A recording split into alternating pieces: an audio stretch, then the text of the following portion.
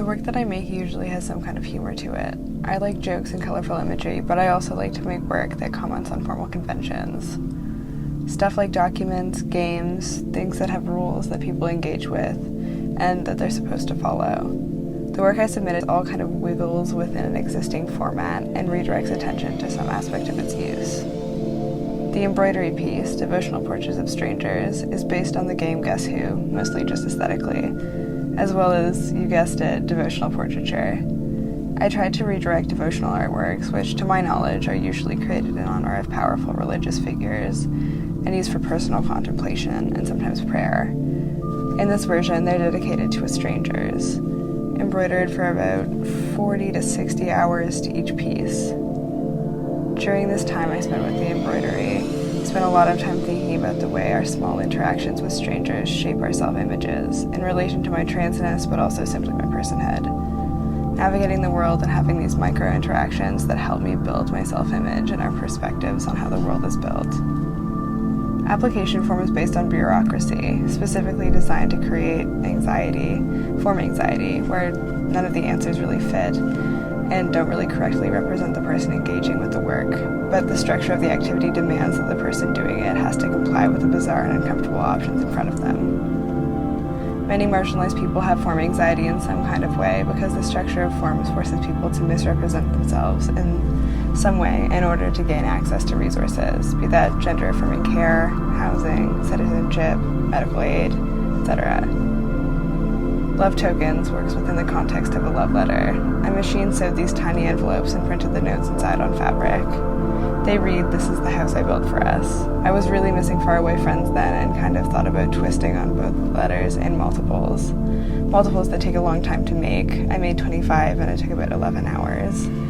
There are many of them, but they are objects that have the same feeling of care imbued into them. I was thinking a lot about the sort of perceived dilution of intimacy people feel with objects that aren't one of a kind. Thinking about mass production and care acts and how every object people make in a factory or in their house knitting a sweater for a loved one, all of these objects are produced with some kind of labor that demand a certain amount of care. Like all objects are care objects.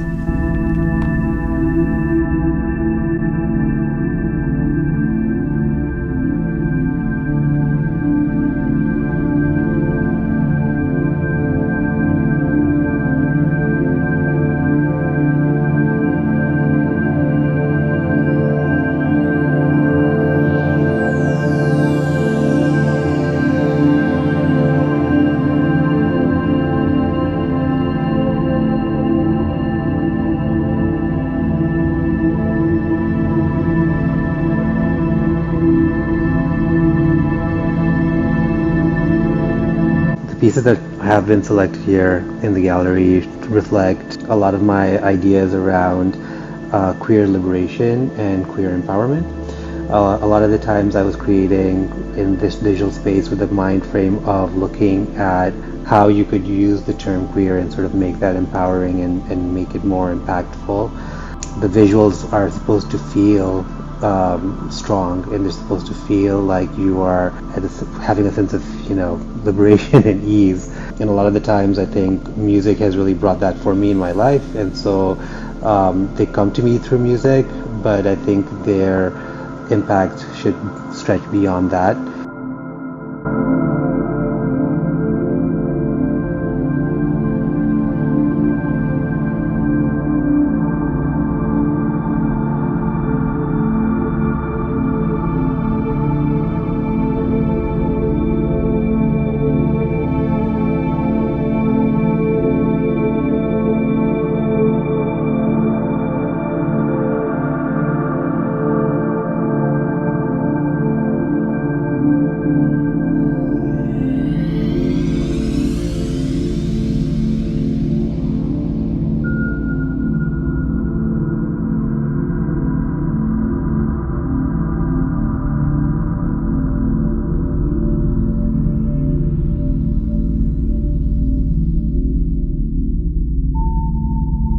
In a lated embrace, a soft stability, our passion is our protection.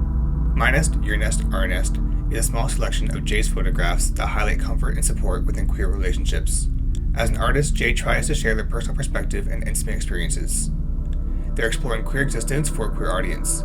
We exist in many shapes and forms, and that deserves celebration. We deserve celebration. My Nest, Your Nest, Our Nest is a celebration and an invitation for those looking and who might not have access to their own intimate queer relationships.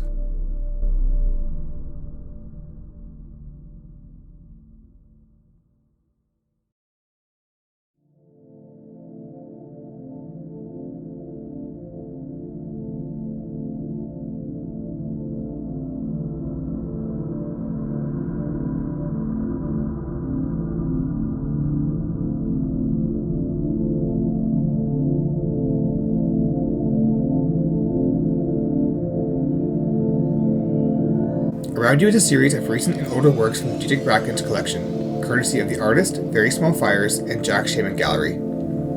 Best known for his woven tapestries, Diedrick's work intersects broad themes of African American, queer, and American history. Throughout these 5 tapestries, you'll come across a series of silhouetted figures against what some would call dreamlike or fantasy landscapes, conducting acts of acceptance, intimacy, exploration, or liberation. These figures often represent Diedrick himself as he places himself into these stories. Each tapestry uses symbols or allegories to redefine what our world has stigmatized for Black, marginalized, and our queer bodies, while utilizing techniques from West African weaving, quilting from the American South, and European tapestry making. As a storyteller, Diedrick rewrites history and reintroduces a world of acceptance and wonder.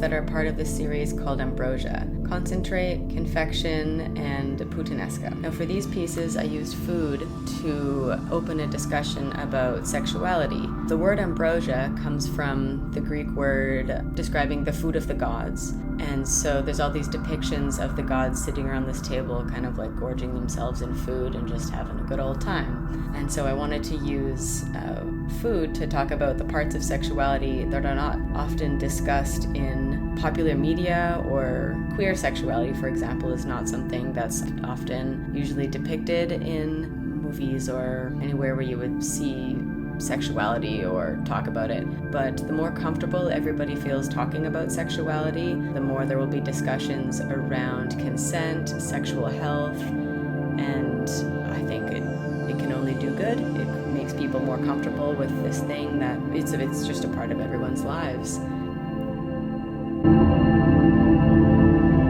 I have a few sculptures that are a part of a series called Identities, and this series I created in 2019 about gender diversity.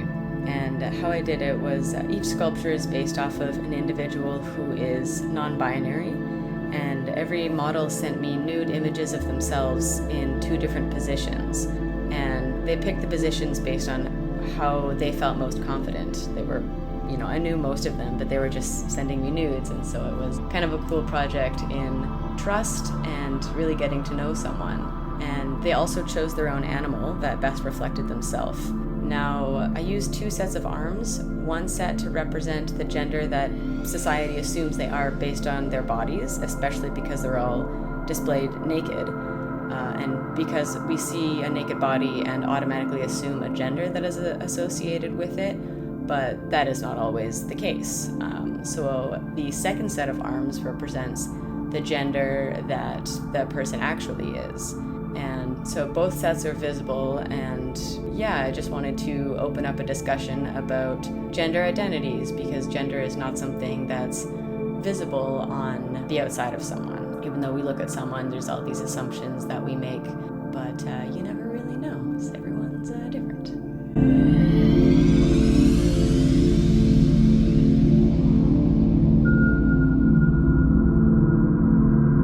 I usually work in mediums such as acrylic and mixed media to form canvas paintings or sculptures.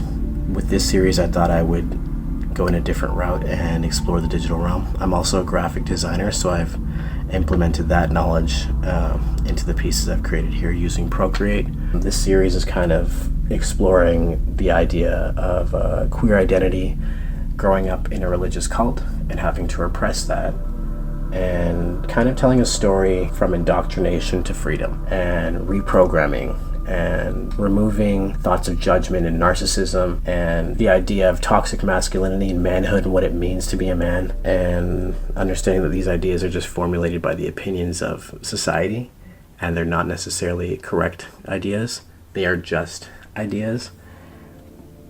I also draw influences from psychedelics and what I find to be their therapeutic healing properties.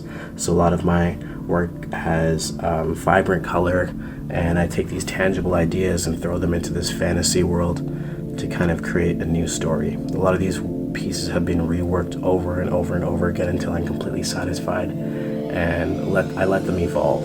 Because initially I'll come into the space with a very raw idea, and I'll have to let it sit before I can come back with fresh eyes and understand what I'm really trying to accomplish. So this is just an exploration of my own life, and I think I've realized recently about these epiphanies, and I'm talking to the child I used to be, and I think I see a lot of me in a lot of different children, and wishing that I had the voice that I have now to speak to me then. So this is what I'm trying to relay as a message with my art. I'm literally trying to speak to him, that version of me, to let him know that everything's going to be okay.